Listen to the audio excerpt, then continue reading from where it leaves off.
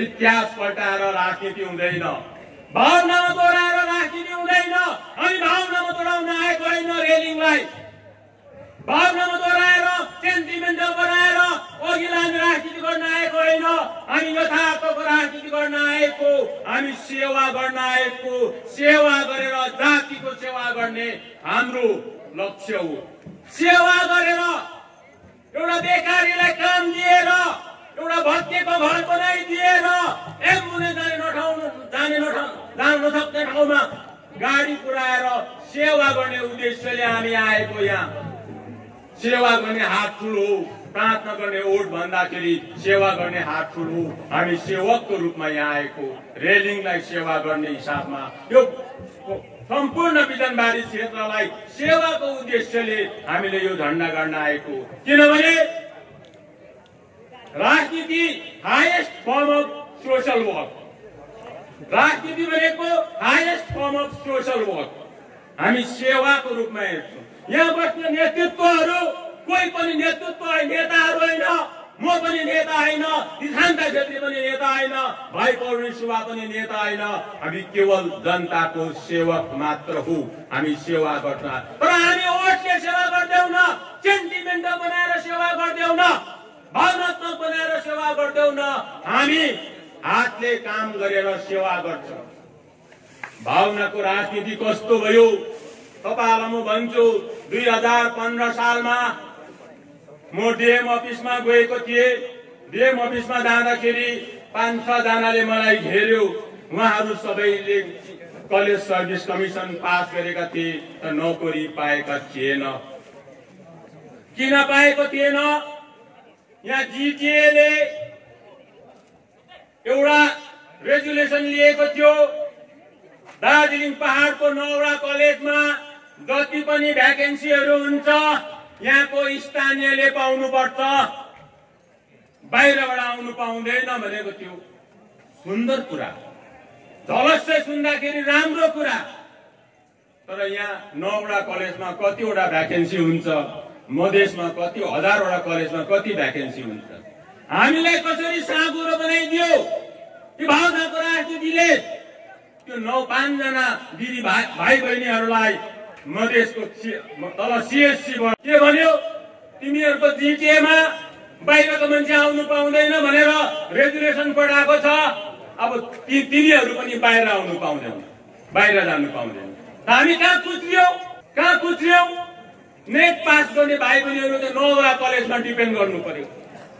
र तृणमूल कांग्रेसले के काम गर्यो भन्दाखेरि मधेस र पहाडमा ब्रिज खडा गरिदिएको थियो। यो भावनात्मक राजनीतिले हामीले वल खडा गरिदिएको थियो। हामीले त्यो वल तोडिदिएर हामीले ब्रिज खडा गरिदियौँ। त आज कलकत्ता वरिपरि तपाईहरु जानुहोस्, भाइ रञ्जित सुब्बा यही छ, सोध्नुहोस्। 100 भन्दा बेसी एसिस्टेन्ट प्रोफेसरहरू हाम्रो गोर्खे दाजुभाइहरू कलकत्ता वरिपरि कलेजमा छ। ती मध्ये एकजना भाइ रञ्जित सुब्बा यही खडा भएको छ। तपाईहरुको अघि वक्तव्य दिएर पनि गयो। हामी यसरी काम गर्दैछौँ। भावनाको राजनीतिले हामीलाई कति साँगुरो बनाइदिएछ। हामी ठुलो छाती लिएर काम गर्दैछौँ। मधेस र पहाड बीचमा हामी ब्रिजको काम गर्दैछौँ, दिवारको काम गरेको छैनौँ, वल खडा गर्ने काम गरेको छैनौँ। किनभने वल खडा गर्दाखेरि हामीले नै दुःख पायौँ। यो कुरा हामीले महसुस गरेर आज हामीले प्लेन्स र हिल्सको बीचमा एउटा तृणमूल कांग्रेसले एउटा ब्रिज खडा गरिदिएको छौँ। र आज हाम्रो भाइ बहिनीहरू कलकत्तामा पनि, इस्लामपुरमा पनि, मिदनापुरमा पनि, जबलपुरमा पनि, कहीँ पनि अन्य क्षेत्र राज्यको अन्य क्षेत्रमा गएर खुलेआम काम गर्नु सक्दैछ। र यसैले गर्दा भावनाको राजनीतिले हामीलाई सानो बनायो, साँगुरो बनायो। भावनाको राजनीतिले अब भावनाको राजनीति त्यागेर हामी यथार्थको राजनीति गर्न सक्नुपर्छ। आज हामी शिक्षाको क्षेत्रमा हो, हामीसँग तृणमूल कांग्रेसको, हामीले यसै तृणमूल कांग्रेस झण्डा गाड्दै हामीलाई सपोर्ट गर भनेको छैनौँ। तृणमूल कांग्रेसको एउटा मिसन छ, मिसनसँगै हाम्रो भिजन पनि छ। मिसन विदाउट भिजन काम लाग्दैन। मिसन अहिलेको हामी नेतृत्वहरू हेर्यौं, मिसन मात्रै छ, मिसनले खालि चौकी मात्र देख्छ, no vision at all. Vision केही देखेन। भिजन भएको भए हाम्रो शिक्षा व्यवस्था यस्तो हुन्थेन। भिजन भएको भए हाम्रो एग्रिकल्चर यो क्षेत्रको एग्रिकल्चरको अवस्था यस्तो हुने थिएन। शिक्षाको क्षेत्र कस्तो हुनुपर्ने, हाम्रो रुरल इन्फ्रास्ट्रक्चर कस्तो हुनुपर्ने, ग्रामीण क्षेत्रको हाम्रो पूर्वाधारहरू कस्तो हुनुपर्ने, शहरी क्षेत्रको पूर्वाधारहरू कस्तो हुनुपर्ने, हाम्रो हेल्थको सिस्टम कस्तो हुनुपर्ने, हाम्रो कृषि कस्तो हुनुपर्ने, पहाडको अर्थव्यवस्था कस्तो हुनुपर्ने, यो हाम्रो भिजन छ। एउटा हामीले ब्लुप्रिन्ट तयारी गरेका छौं। हामी पहाडलाई कसरी अघि लाने, यथार्थ रूपमा, भावनामा होइन, यथार्थ रूपमा पहाडलाई कसरी अघि लानुपर्ने हो। आज पनि हामी तृणमूल कंग्रेसलाई हामी विपक्षमै खडा गरेका छौं। विपक्षमै हामीले खडा गरेका छौं। हामी विपक्षमा भए तापनि हामीले हाम्रो ब्लुप्रिन्टको केही अंशहरू इम्प्लिमेन्ट गर्न सुरु गरिसकेका छौं पहाडमा। आज हिजोसम्म हाम्रो दाजुभाइहरू एउटा एमआरआई गर्नु, एउटा रोगी सिलगढी जानुपर्ने थियो, आजकल जानु पर्दैन एमआरआई गर्नु। तल सिलगढी दार्जिलिङ हस्पिटलमै एमआरआई हुन्छ। जानु पर्दैन किडनीको डायलिसिसको लागि सिलगढी, यही दार्जिलिङ हस्पिटलमा आज किडनीको डायलिसिस हुन्छ। जानु पर्दैन क्यान्सरको केमोथेरापीको लागि सिलगढी, यही दार्जिलिङ हस्पिटलमा त्यसको केमोथेरापी हुन्छ। त्यति मात्र नभएर शिक्षाको क्षेत्रमा हामीले 2 कलेज स्थापना गरिदियौं। कालिम्पोङमा 2 कलेज हामीले स्थापना गरिदियौं। डिसेन्ट्रलाइज गर्नुपर्छ। तोदे ताङताको मान्छेहरूलाई दार्जिलिङ आउनु 3 दिन लाग्ने पावर डिसेन्ट्रलाइज गर्नुपर्छ भनेर कालिम्पोङ जिल्ला बनाइदियौं। मिरिकलाई खरसाङ पुग्न साह्रो, मिरिक सब डिभिजन बनाइदियो। एउटा इच्छा शक्ति यसरी हामी लिएर अघि बढ्यौं। हामी विपक्षमा हुँदा पनि हामीले हाम्रो भिजनको केही अंशहरू सुरु गर्न थालेका छौं।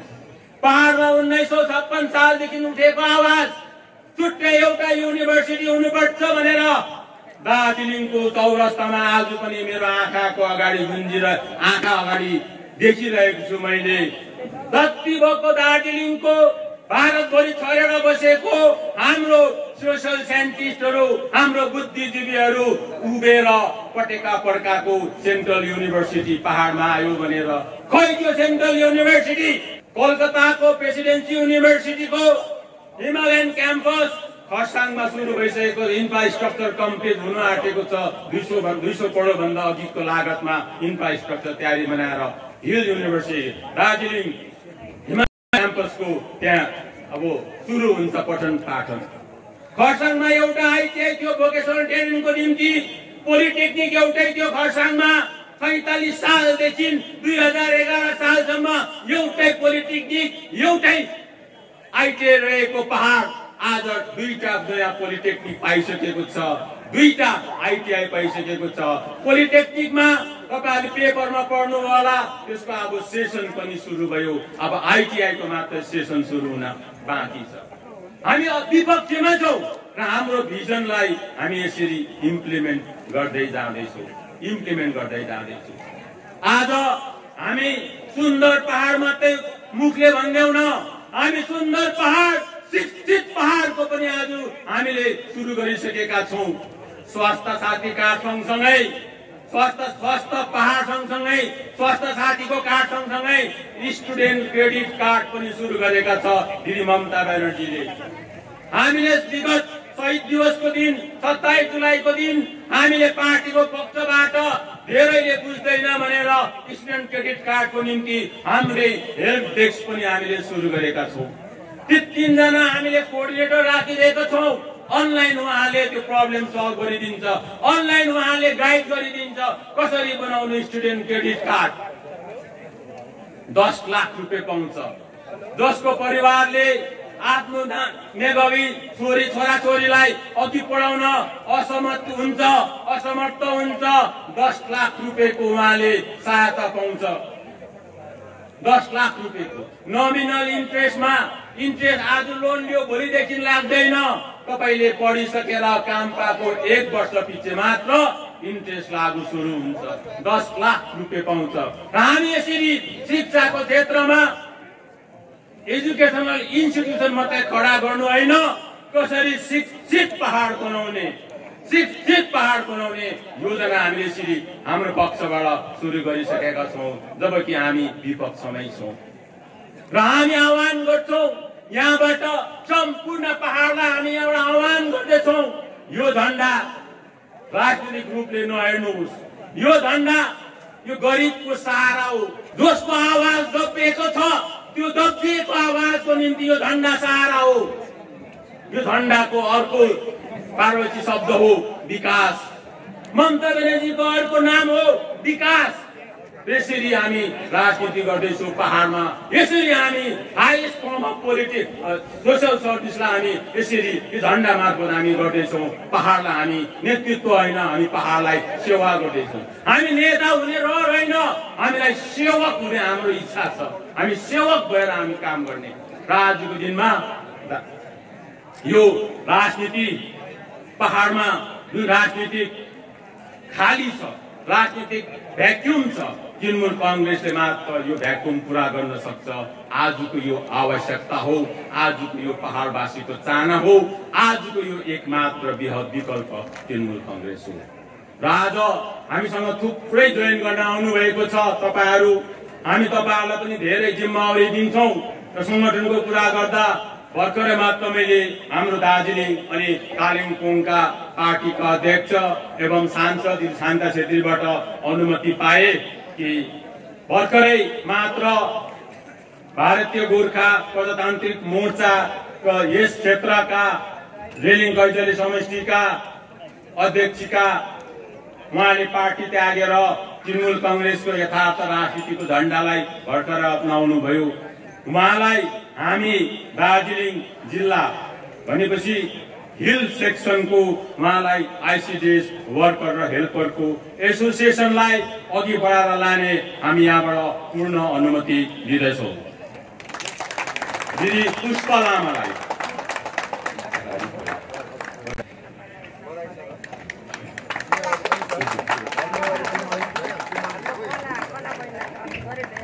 हामीसँग रिम्बिक क्षेत्रबाट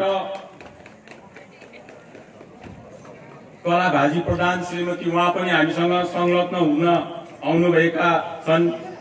उहाँले 1 तारिखकै झण्डा ग्रहण गर्नुभएको छ र उहाँलाई पनि रिम्बिक लोधोमा हाम्रा तृणमूल महिला कांग्रेसका संयोजिकाको हिसाबमा यहाँबाट म नियुक्ति भएको घोषणा गर्दछु। अलिकति नारा तपाईले पनि भट्टाइदिनुहोस्। यो रेलिङको प्रत्येक घरमा गुन्जियोस्। यहाँबाट गुन्जिएर यो नारा नबन्न पुगोस्, ममता ब्यानर्जीको कानमा पुगोस् कलकत्तामा। अब दार्जिलिङ डल्लै अर्कै भएछ है भन्ने मेसेज पाओस्। तृणमूल कांग्रेस कमिटी पूर्व बिजनबारी गोठ समष्टि बिजनबारी दार्जिलिङ बधाई पत्र मिति 5 सितम्बर 2021 समक्ष श्रीमती शान्ता छेत्री माननीय सांसद राज्यसभा एवं अध्यक्ष हिल तृणमूल कांग्रेस कमिटी मानव महोदय, तृणमूल कांग्रेसको राज्यसभा सांसदका हैसियतमा हजुरले आफ्नो दायित्व अत्यन्त निष्ठापूर्वक सक्रियताका साथ निर्वाह गरिरहनु भएको छ। एक पार्टी नेतृत्वको रूपमा पनि सांगठनिक सुदृढीकरण हजुरको भूमिका उत्तिकै सराहनीय रहिआएको सर्वविदित छ।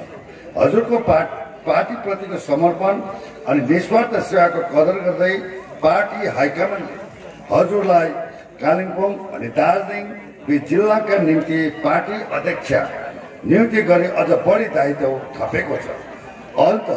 अत हिल तृणमूल कांग्रेस कमिटी पूर्व बिजनबारी गोख समष्टि हजुरलाई यस गरिमामय पदमा नियुक्तिका निम्ति हार्दिक बधाई एवं शुभेच्छा प्रकट गर्दछु। अन्तमा हजुरको सुस्वास्थ्य अनि दीर्घायुको कामना राख्दछौँ। पक्षमा तारा खरेल अध्यक्ष हिल तृणमूल कांग्रेस कमिटी पूर्व बिजनबारी गोख समष्टि, रवि लिम्बू महासचिव हिल तृणमूल कांग्रेस कमिटी पूर्व बिजनबारी गोख समष्टि। हामी सबै गोर्खा हिल टिएमसी पार्टीका हौ।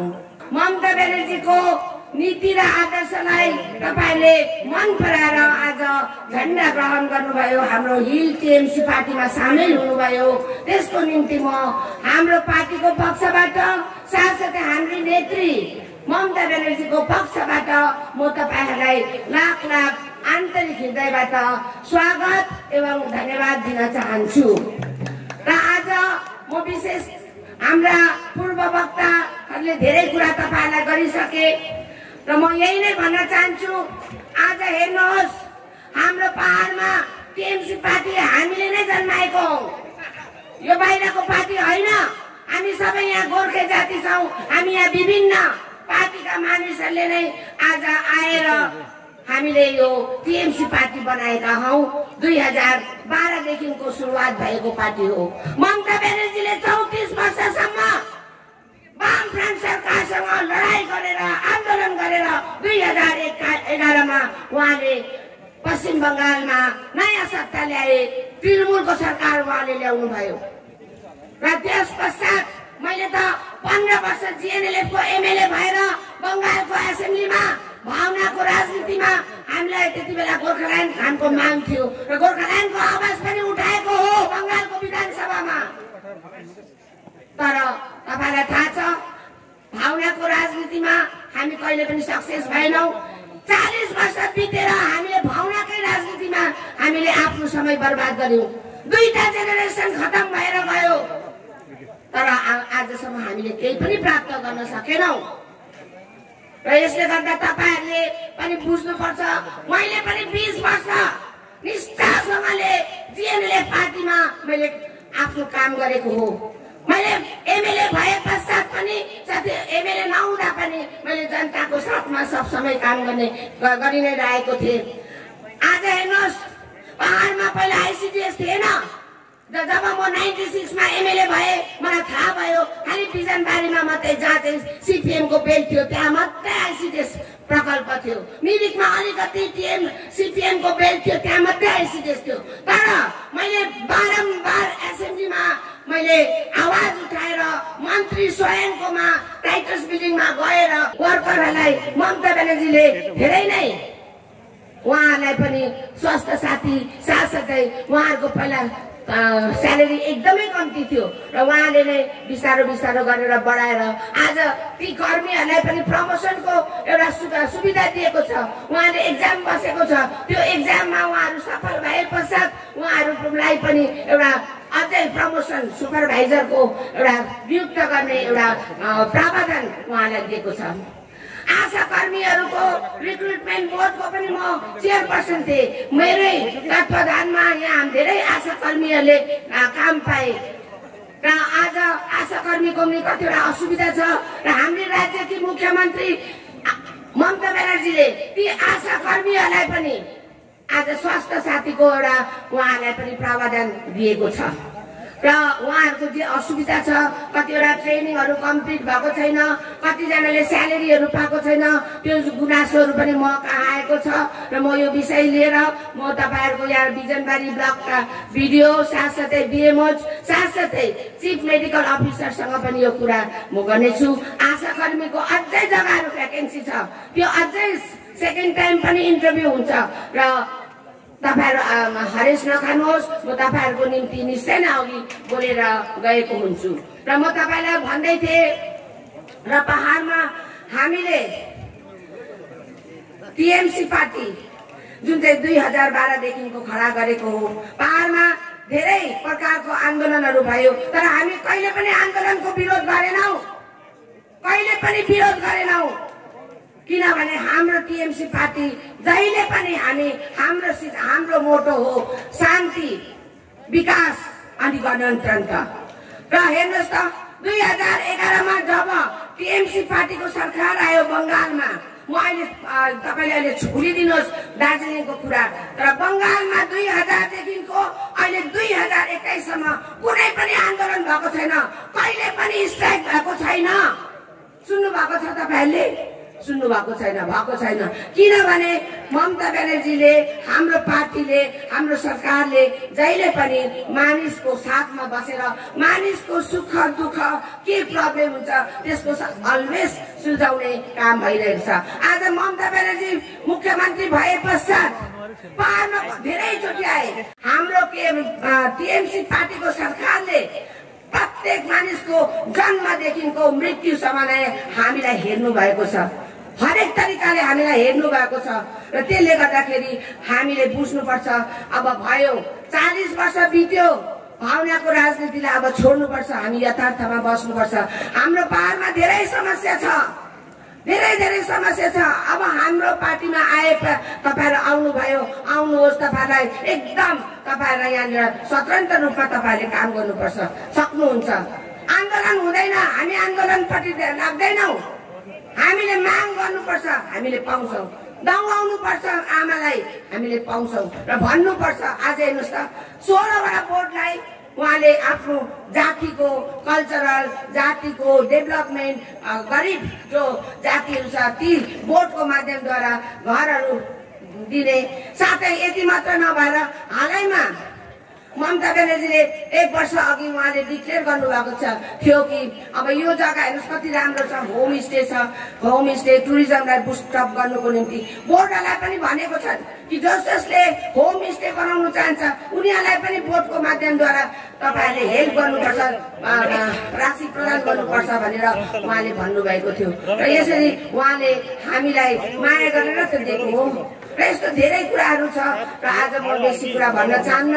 र आज हेर्नुहोस् पहाडमा अहिले राजनीतिक डामाडोल भएको स्थिति तपाईले देख्नु भएको छ, तपाईले जिएनएलएफ को पालि पनि देख्नुभयो, गोर्खा जनमुक्ति मोर्चाको पनि देख्नुभयो, फेरि 2017 को गोर्खा जनमुक्ति मोर्चा 2 पनि देख्नुभयो, फेरि आएर 2021 मा गोर्खा जनमुक्ति 2 पनि अहिले 2 फ्याक भयो, जिएनएलएफ 2 फ्याक भयो र रिजनल पार्टी अहिले छताचुल्ल भएर गएको छ,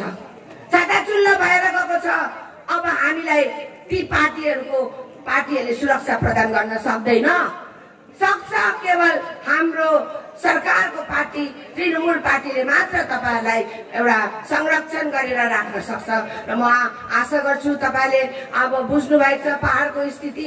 आज हेर्नुहोस् त जिटिएमा अन्य राजनीतिक दलका मानिसहरूले भन्दैछन्, ती जिटिए चलाउनेले पनि भन्दैछन् कि यो जिटिएमा भ्रष्टाचार भएको छ। हो, हुन त हो, हामीले टिएमसीले भनेका छैनौं, तर भएको छ। टिचर्समा हेर्नुहोस् त, भलिन्टियर टिचर्सको नाममा जो असली भलिन्टियर टिचर छ उनीहरूको अहिलेसम्म केही भएको छैन, तर बाहिरको मान्छेहरूलाई बाहिरबाट ल्याएर आफन्त अरू भाइ स्कुलै नपढाएकोलाई पनि त्यहाँनिर उनीहरूले इन्क्लुड गरेको छ। हाम्रो बिजनबारी कलेजमा हेर्नुहोस् अहिले जो नयाँ प्रिन्सिपल आउनु भएको छ, बिजनबारी कलेजको म प्रेसिडेन्ट हो र हामी हिजो मात्र नै मिटिङ राख्यौं र कतिवटा भुल भ्रान्तिहरू भएको छ त्यहाँनिर। त्यो हाम्रो कलेजको तर्फबाट 17 वटा टिचर्सहरूको 17 वटा पार्ट टाइम टिचरहरूको लागि गभर्नमेन्टमा एउटा पर्मिसन लिनुपर्छ अहिलेको नयाँ रुल अनुसारले, र त्यो पर्मिसन प्राप्त भएको खण्डमा हाम्रो बिजनबारीका वरिपरिका क्षेत्रका हाम्रा युवा भाइ बहिनीहरू जो पढेका छन्, उनीहरूको रिक्विजिट क्वालिफिकेसन छन्, तिनीहरूले पनि एप्लाई गरेर इन्टरभ्यू दिएर त्यहाँनिर पार्ट टाइम भए पनि उनीहरूले काम गर्न सक्छन्। आज बिजनबारी कलेजमा 3 वटा सब्जेक्टको अलरेडी अनर्स कोर्स छ भने हामीले हिजो मात्रै सोशियोलोजी, जियोग्राफी र के सब्जेक्ट मैले भुले, जियोग्राफी, सोशियोलोजी र अझै एउटा सब्जेक्ट छ, 3 वटा सब्जेक्टमा पनि अझै अनर्स थपको माग हामीले सरकार समक्ष राख्ने भएका छौं।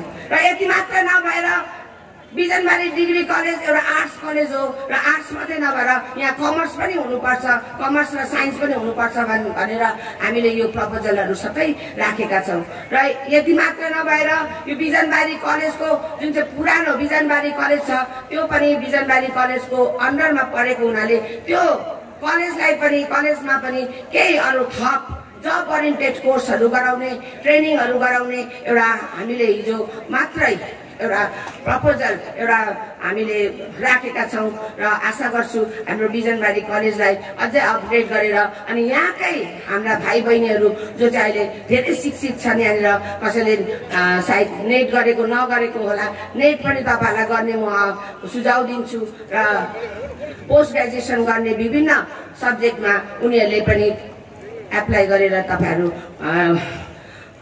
इन्टरभ्यूमा तपाईँहरू भाग लिन सक्नुहुनेछ र म विशेष यति मात्र नभएर आज हेर्नुहोस् त जिटिएमा इलेक्सनको बादमा सिलिगुडीमा म्युनिसिपालिटी कर्पोरेसन पनि एडमिनिस्ट्रेटरको हातमा थियो त्यो एडमिनिस्ट्रेटर को थियो पहिला अशोक भट्टाचार्य थियो र इलेक्सनको बादमा सिलिगुडी म्युनिसिपालिटी कर्पोरेसनमा हाम्रो पार्टीका नेता श्रीमान गौतम देवलाई दिनुभयो एसडिजिए सिलिगुडी जलपाइगुडी डेभलपमेन्ट अथोरिटी हाम्रो जिटिएमा चाहिँ किन राखिएन त केही कारण होला नि त र यो भ्रष्टाचार जुन चाहिँ भएको कुराहरू यो सत्य होला र त्यसै कारणले नै एउटा सरकारले एउटा विश्वास आस्था नराखेर नै हाम्रै सरकारी मानिसलाई नै यहाँनिर एडमिनिस्ट्रेटर बनाएको छ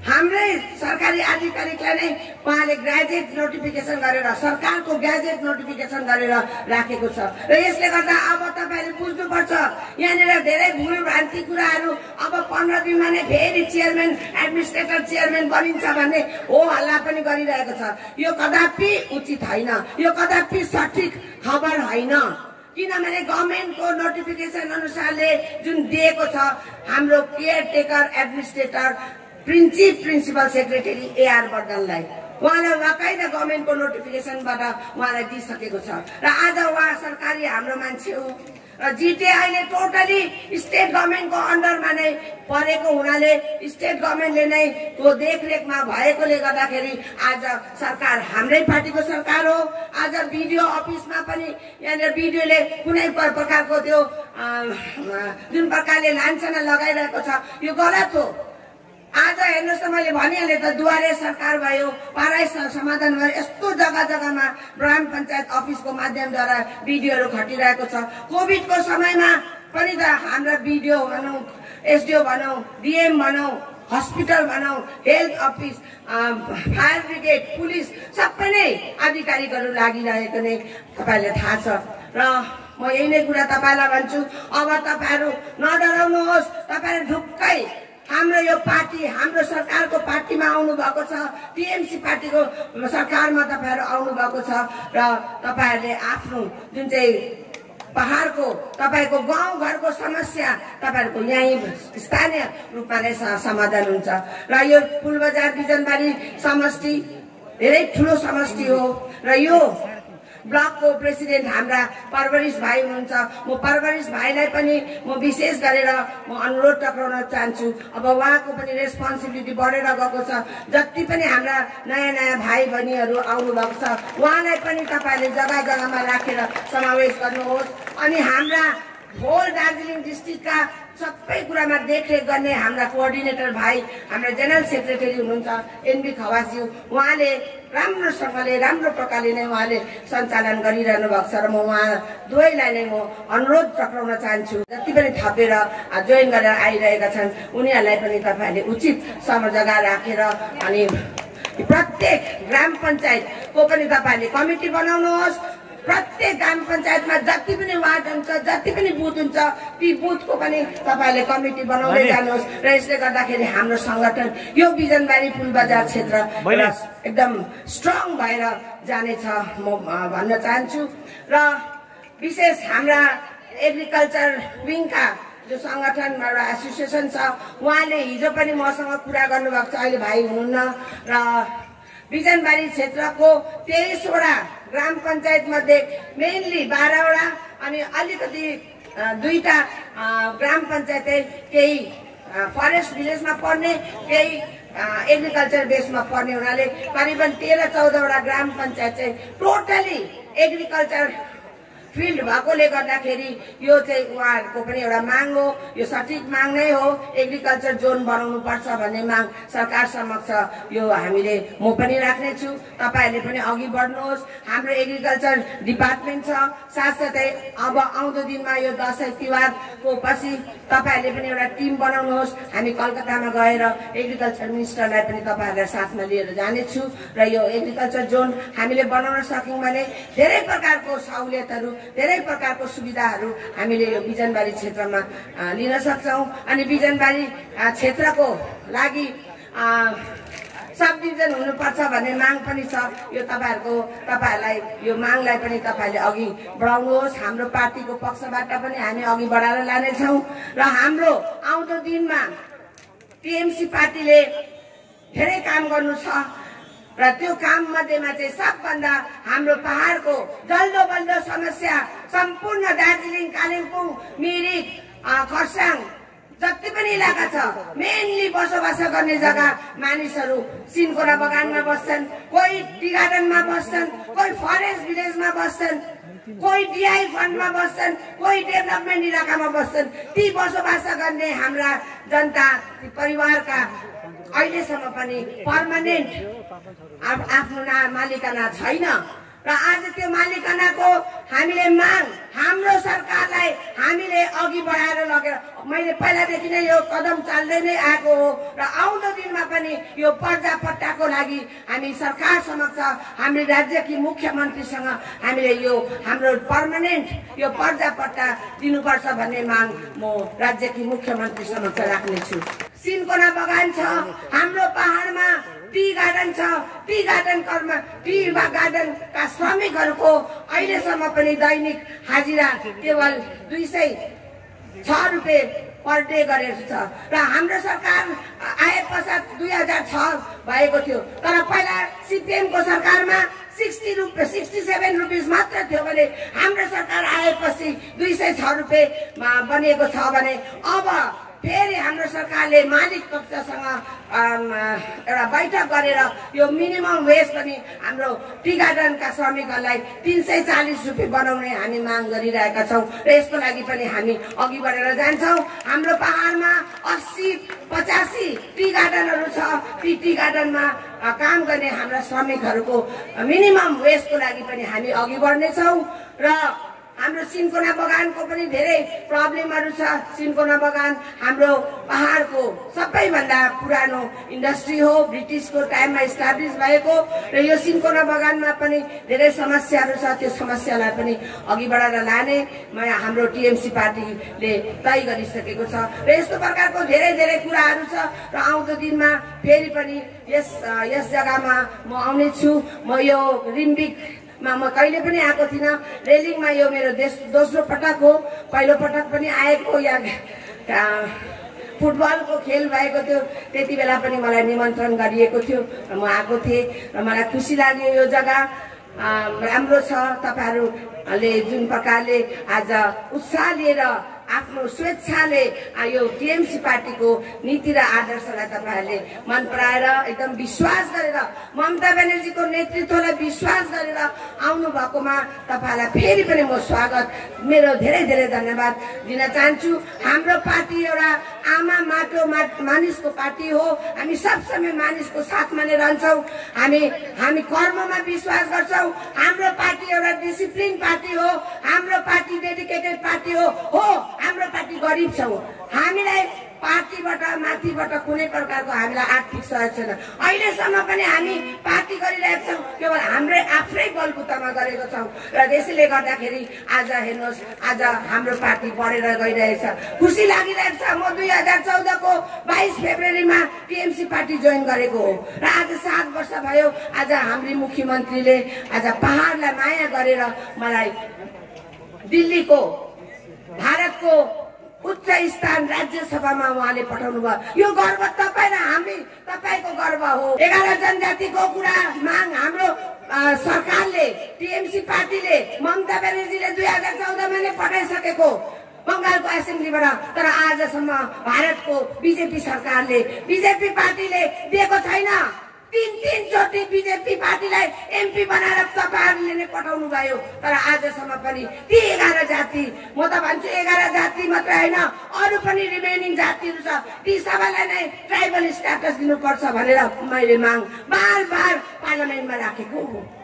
र यस्तो प्रकारले म तपाईहरुलाई यही नै भन्न चाहन्छु।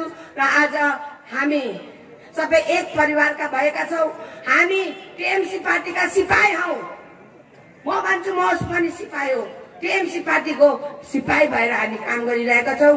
तर आज पार्टीको पक्षबाट एउटा दायित्व दिएकोले गर्दाखेरि त्यो दायित्व पालन मैले पनि गरिरहेको छु। हाम्रा विभिन्न पदमा रहनुभएका, नेतृत्वमा रहनुभएका उहाँहरू पनि सिपाही हुन्, तर आफ्नो दायित्वलाई अघि बढाएर हामी काम गरिरहेका छौं। हामी एकै परिवारमा अब भएका छौं।